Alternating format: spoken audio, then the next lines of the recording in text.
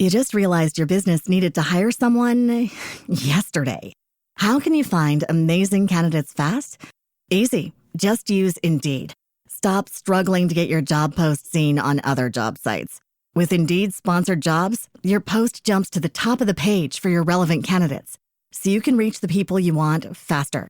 According to Indeed data, sponsored jobs posted directly on Indeed have 45% more applications than non-sponsored jobs. Don't wait any longer. Speed up your hiring right now with Indeed. And listeners of this show will get a $75 sponsored job credit to get your jobs more visibility at Indeed.com/kidsandfamily. Just go to Indeed.com/kidsandfamily right now and support our show by saying you heard about Indeed on this podcast. Terms and conditions apply. Hiring? Indeed is all you need.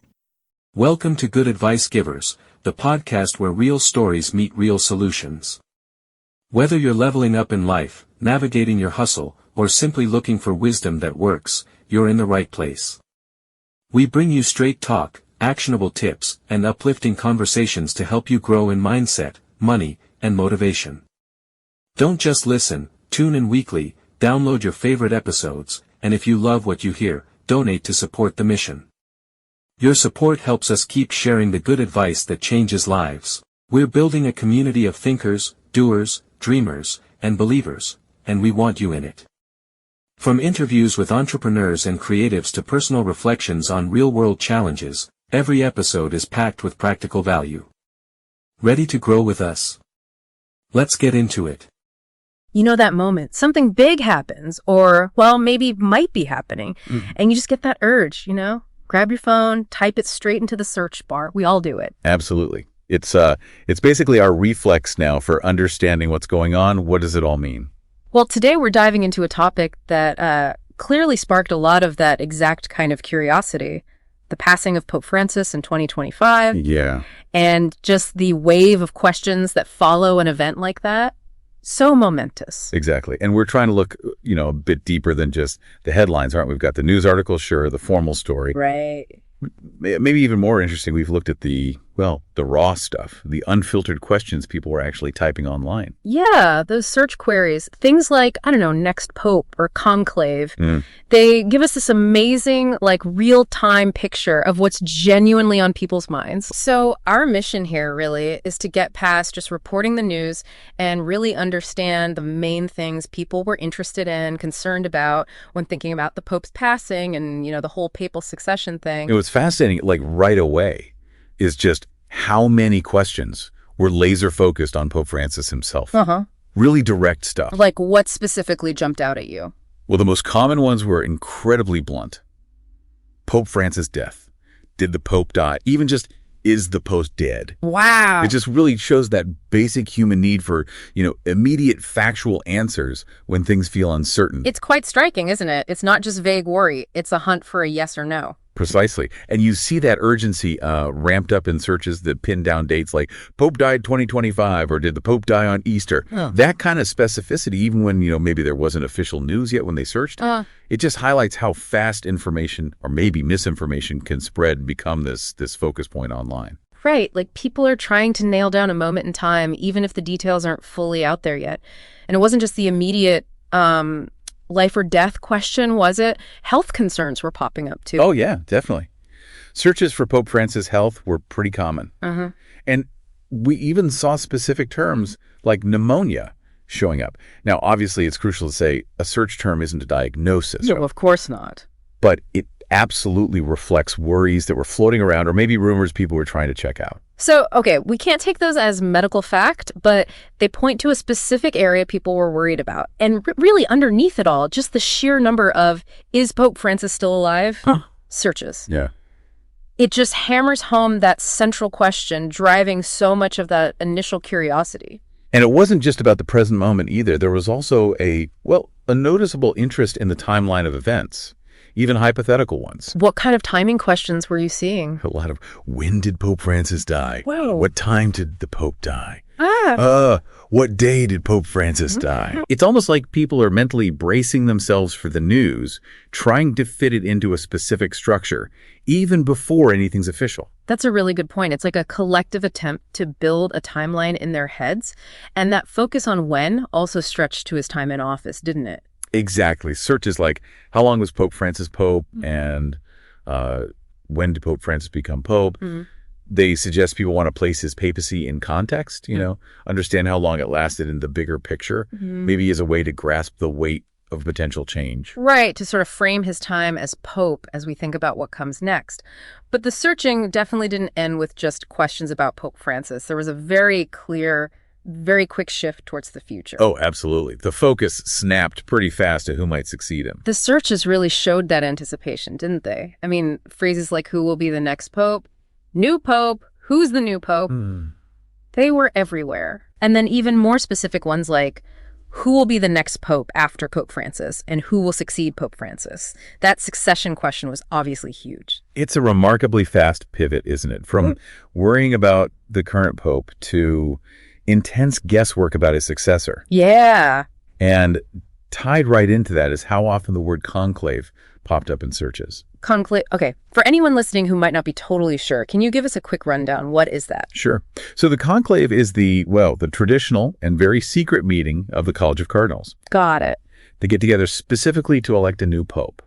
It's this ancient ritual, super strict rules about secrecy and, the famous white smoke signaling they've picked someone. Or the white smoke. It all creates this moment of intense global focus. Okay.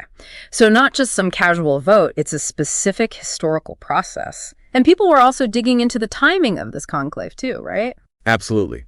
Tons of queries like, when will the next pope be elected? When will the conclave begin? When does the conclave start? And even how long does it take to elect a new pope? This shows people get that picking a new pope isn't instant. It follows a set procedure, and there's usually an expected time frame. So there's definitely an awareness of a process, a timeline involved. Yeah. And then naturally the speculation kicks in. Who are the likely candidates? Exactly. The guessing game begins. Looking at the search data, we saw several names popping up a lot. Luis Antonio Tecolo, sometimes spelled Cardinal Tagle. Okay. Cardinal Dolan, Cardinal Kevin Farrell, Cardinal Sarah Pietro Parolin. Sometimes that came up as Cardinal Petro Parolin. Interesting variations. Yeah, and Timothy Dolan, sometimes just Timothy Dolan. Right, these are definitely names you hear often in discussions about potential successors, the papabili, as they sometimes call them. The popables.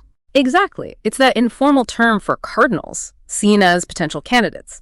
The fact these names show up so much in searches probably just reflects the media coverage and expert opinions people are saying. And it wasn't only specific names. There were also broader searches showing just a general interest in the whole field of potential candidates. What kind of broader searches did you see? Phrases like next pope candidates, who is likely to be the next pope, candidates for next pope, and even just who will replace Pope Francis. Right. It suggests people are trying to get a handle on who's in the running, what the overall landscape looks like. It really does feel like this global guessing game, trying to predict the next leader for the Catholic Church. We even saw searches like next pope odds, like people are trying to handicap the race. Oh, that's a natural human thing, isn't it? Trying to predict big outcomes. It's true. And those perceived odds, they often reflect a mix of things, someone standing in the church hierarchy, their perceived influence, that sort of thing. Now, you mentioned context earlier, and it's interesting how we also saw searches looking back at previous popes. Yes, that historical angle is quite telling. We saw searches for Pope John Paul II and Pope Benedict XVI, his immediate predecessors, and specifically questions about Pope Benedict's death, like when did Pope Benedict die? Yeah, and simpler ones too, like who was the pope before Pope Francis? Even the phrase, the two popes, which, could be about the movie. Right, the film. Just that time when both Benedict and Francis were alive. These look-back searches, they suggest people are trying to place Pope Francis within the longer story of the papacy. Exactly. It's like trying to understand his time in relation to recent history, maybe draw comparisons with the popes before him. Yeah. It gives a framework for understanding his papacy, maybe even for thinking about what qualities might be looked for next. And it's not just past popes. There were also searches digging into Pope Francis's own personal background. Oh, yeah. Like what kind of details were people looking for? His birth name, Jorge Mario Bergoglio, came up a lot. Along with Argentina and Buenos Aires, where he's from. And the term Jesuit also appeared quite frequently. These context searches are pretty key to understanding the person behind the title. Being a Jesuit, for instance, that's a huge part of his theological view, his leadership style, how he engages with social issues. That's a really important point. The Jesuit order has such a distinct history. Exactly. Known for intellectual rigor, commitment to social justice. It definitely informs his approach. Yeah, his background clearly shaped his papacy. Now, switching back to the actual process, the mechanics of what happens next. Right. We saw plenty of questions about that, too. Yes. Definitely a public curiosity about how the church actually works, governance-wise. Searches like, what happens when the pope dies, how do they pick a new pope, and how do they choose a new pope, were really common. It really shows people want to understand the nuts and bolts of the church during such a critical moment. Precisely. And seeing terms like College of Cardinals and Papal Conclave pop up shows there's at least some public awareness of the key groups involved. Right. The College of Cardinals, just for clarity, is that group of senior clergy, mostly bishops, the Pope appoints. They're his main advisors, and crucially, they're the ones who elect his successor. And it seems like location was also on people's minds during this time. Yes, several key spots within the Vatican were searched for, often. Like where exactly? Well, obviously Vatican and Vatican City were big. Sure. But also more specific places like Casa Santa Marta, which is where Pope Francis lives, the Sistine Chapel, the iconic spot for the conclave, and St. Peter's Basilica. These places are just so central to the church administration, worship, history, so it makes total sense they'd feature heavily in searches during a potential transition. They're the physical heart of it all. And maybe unsurprisingly, news outlets played a massive role. Oh, absolutely. The searches were just loaded with references to all sorts of news organizations. We saw the generic stuff like news and breaking news, right? Yeah. But also very specific outlets, CNN, Vatican News, ABC, BBC, National Catholic Register, Reuters, AP, Fox News, CBS, New York Times, NYT too. Yeah, Newsmax, EWTN, Yahoo, lots of them. NBC, Associated Press. Just a huge list. And then direct searches, too, like Pope Francis News and even Papa Francisco News. That sheer volume and the variety of news sources mentioned just underlines the huge global interest. Totally. People rely heavily on the media for updates about his health and any potential change. It also maybe suggests people are looking for different angles, comparing sources. Yeah, casting a wide net to stay informed. Now, some of the related names and topics that surfaced were pretty interesting, too. Oh, yeah. Like what? Well, we saw searches like J.D. Vance meets Pope. And then questions spinning off that, like, is J.D. Vance Catholic? It kind of shows how events involving the Pope can cross over into, wider political chat, sparking curiosity about connections between public figures and the church. Yeah, that makes sense. Encounters between the Pope and political figures often get a lot of attention. It highlights his role on the world stage beyond just religion. And then there was that really fascinating search term, the last Pope. We'll be back after a quick break. Hey there. Welcome to Good Advice Giver. First, we want to start by saying a massive thank you for tuning in today. Whether you're a long-time listener or you're joining us for the first time, we're truly grateful to have you here. We know you've got a lot of options when it comes to podcasts, so the fact that you're spending your time with us means the world. So thank you.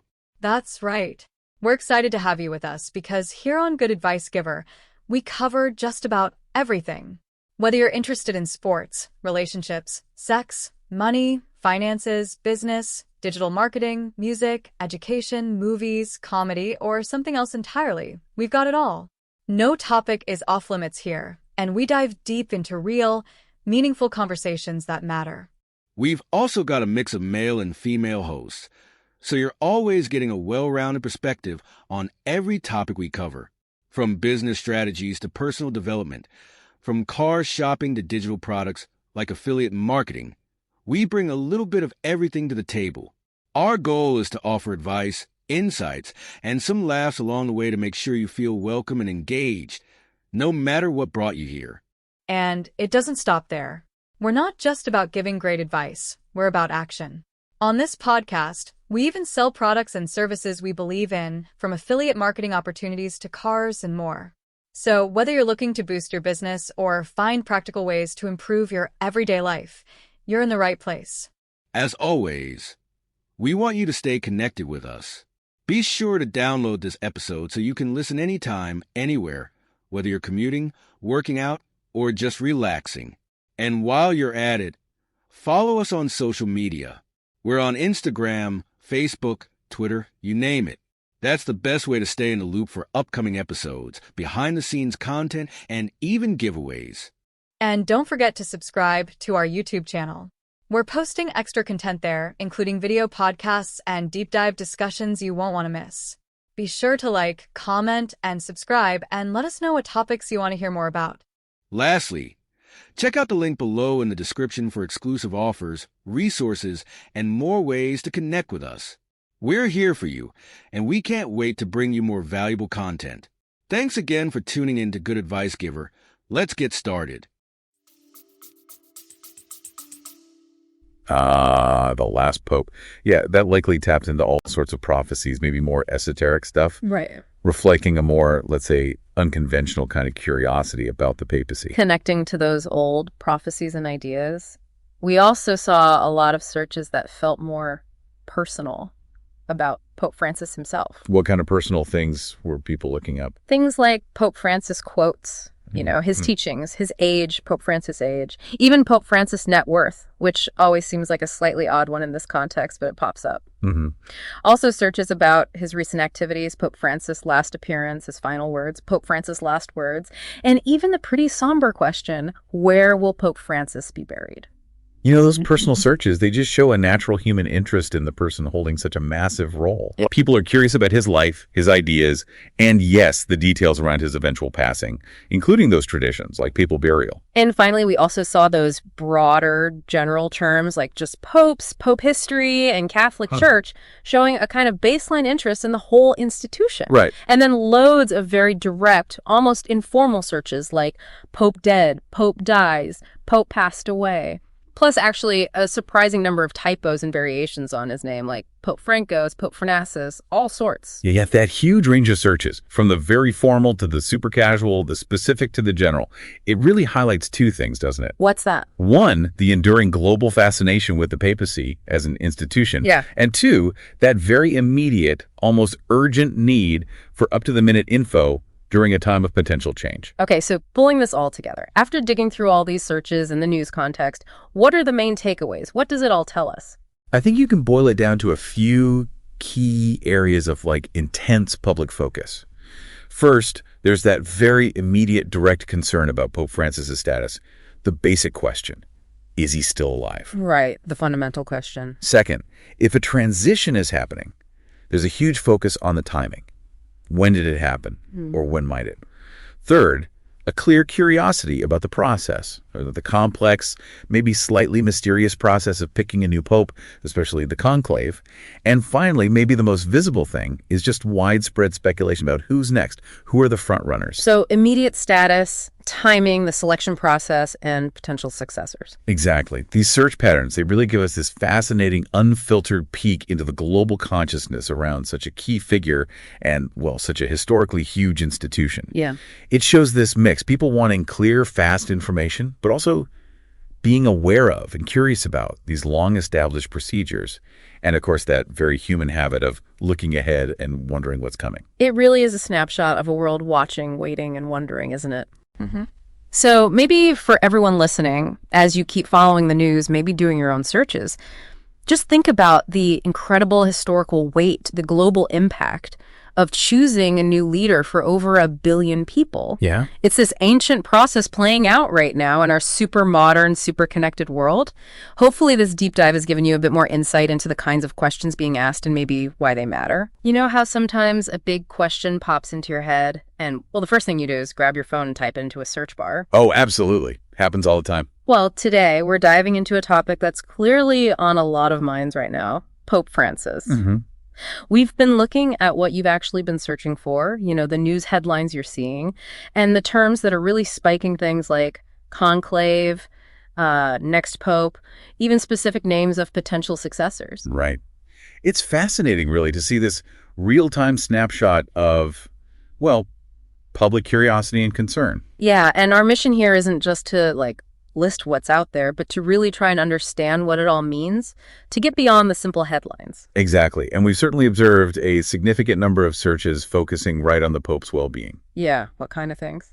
Queries like Pope Francis' death, or did the Pope die? Even just, is the Pope dead? They're appearing really frequently. Wow, very direct. Very direct. And these questions, they really highlight a fundamental need people have for just current information, straight answers. Okay, let's maybe unpack this a bit. What really struck me looking at these first searches is just how immediate they are, how factual people want the answers to be. Mm-hmm. You know, you're not just asking about his health generally. It's that blunt, did he die question. Sometimes even with specific dates, right? Like Pope died 2025, or I saw, did the Pope die on Easter? Yes, exactly. That points to a real urgency, doesn't it? A desire to know the situation now. Definitely. And this immediacy, it suggests people are looking for definitive answers, probably in what feels like a really fast-moving news cycle. And we're seeing health concerns too, right? Not just the life or death question. That's right. Related health concerns are surfacing. Searches for Pope Francis' health generally, but also specific things like pneumonia are appearing. Okay, but just to be clear, seeing pneumonia in a search doesn't mean that's a confirmed diagnosis or anything. Oh, absolutely not. But it does show maybe a particular concern or rumor that's circulating, something people have heard and are checking. Gotcha. And really, at its core, the sheer number of searches for, is Pope Francis still alive? Just underscores the central question on seemingly everyone's mind. And it's not just about right now, is it? I noticed a really specific interest in, like, the timing of things. Explain that. Well, queries like, when did Pope Francis die? What time did the Pope die? Even what day did Pope Francis die? They're really common. It's almost like people are trying to pinpoint a specific moment it might have happened, even though, there's been no official announcement of anything like that. That's a really interesting point. It's like preparing for the information almost. And this focus on the when, it also stretches to his time in office, doesn't it? Yeah, I saw that too. Searches like, how long was Pope Francis Pope and when did Pope Francis become Pope? Right. Which suggests maybe a desire to understand the duration of his papacy, perhaps as a way to contextualize any potential transition. Yeah. Putting it in perspective. Okay, but the search activity, it definitely doesn't stop with just questions about Pope Francis himself. No, not at all. There's this really strong pivot towards the future. I mean, the searches are just full of anticipation. Like what? Things like, who will be the next pope, new pope, who's the new pope, and then even more specific ones like, who will be the next pope after Pope Francis, and who will succeed Pope Francis? Yeah. The succession question, it's clearly a major point of interest. It's almost immediate, the shift. It is. Yeah. And what's fascinating there is how quickly that focus shifts. The term conclave also pops up frequently in searches connected to succession. Right. Conclave. Can you quickly explain that? Sure. So for anyone unfamiliar, the conclave is that very traditional, highly secretive meeting of the College of Cardinals. They gather specifically to elect a new pope. Got it. And people are asking about the timing of that too. Oh, yeah. People are definitely inquiring about the timeline. We see, when will the next pope be elected? When will the conclave begin? When does the conclave start? And even how long does it take to elect a new pope? So there's an awareness, it's a whole process? Exactly.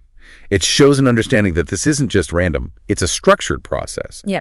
And it has a kind of expected duration, more or less. And then, of course, the speculation starts. Who's it going to be? Right. The guessing game. Your searches, our searches, they're bringing up quite a few names. Things like Luis Antonio Tagle, Cardinal Dolan, Cardinal Kevin Farrell, Cardinal Sarah. Perfect, Sarah, yeah. Cardinal Tagle, Timothy Dolan, Cardinal Pietro Parolin.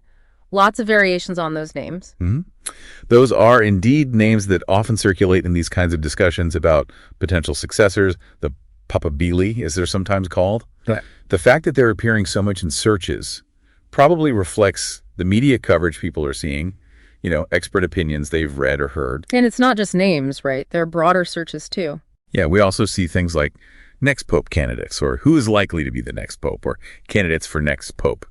It shows a general interest in just who's in the running. What's the field look like? It really is like a global guessing game. I mean, we're even seeing searches like next pope odds, who will replace Pope Francis. It suggests people are trying to figure out who the front runners might be. Well, that's probably a natural human thing, isn't it? Yeah. Trying to predict the outcome of really big, significant events. True. And these odds, they often reflect a mix of things, perceived influence, maybe, Yeah. the standing of these individuals within the church hierarchy, things like that. Now, it's interesting you mentioned context before, because there's also a bit of looking back happening in the searches. Ah, okay. How so? We're seeing searches for Pope John Paul II and Pope Benedict XVI. Right, his predecessors. Yeah, and specifically queries about Pope Benedict's death, too. When did Pope Benedict die, for instance? There's also the simple, who was the Pope before Pope Francis, and even the phrase, the two popes. Right, which could refer to the movie or the actual situation for a while there. Could be either. But it suggests people are trying to place Pope Francis within a kind of historical timeline, you know? Yes, I think if we connect this to the bigger picture, these searches really show an effort to understand the current papacy in relation to recent history. Remembering his predecessors, it gives a framework maybe for understanding Pope Francis's own time as Pope. And maybe for thinking about what comes next. Exactly. Perhaps anticipating what qualities or, approaches might be sought in his successor. We also see searches that give us a bit more personal background on Francis himself, like Jorge Mario Bergoglio, His birth name, yeah. along with Argentina and Buenos Aires. And the term Jesuit comes up quite a bit. Mm-hmm. And these contextual searches, they're really key to understanding the man, behind the title. How so? The Jesuit part. Well, his identity as a Jesuit, for example, that's seen as a really significant aspect of his approach to theology, to leadership, to social issues. Yeah. The Jesuit order has this long, distinct history within the church. They're often known for a focus on intellectual rigor, but also social justice. Okay, interesting. Now, getting back to the mechanics of it all, the what happens next part. Right. You're also people are asking, what happens when the Pope dies? And how do they pick a new Pope? Or how do they choose a new Pope? Yeah. There's clearly a desire there to understand the actual process. This raises an important point, I think, about the level of public understanding or maybe curiosity about how the church is governed. Mm-hmm. The search terms, College of Cardinals and Papal Conclave showing up, that indicates at least some awareness of the key institutions involved. Right, the College of Cardinals. Who are they exactly? So they're essentially a body of senior clergy, mostly bishops, who are appointed by the Pope. They serve as his main advisors, but crucially, they have the responsibility of electing his successor. That's their biggest role, arguably. And location seems to be on people's minds, too. Ah, interesting. Where? Well, obvious ones like Vatican, Vatican City, but also Casa Santa Marta. Where Pope Francis lives, yeah. Right. And Sistine Chapel, obviously important for the conclave, and St. Peter's Basilica.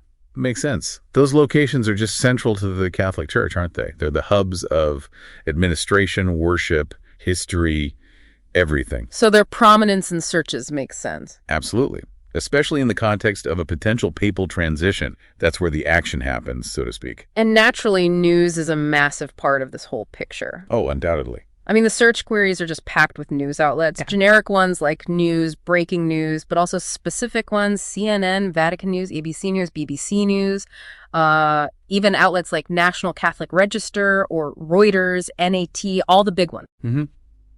Fox News, CBS. Yeah, tons of them. And direct searches too, like Pope Francis News or even Papa Francisco News. The sheer volume of those news-related searches, it just underscores the huge global interest in Pope Francis, doesn't it?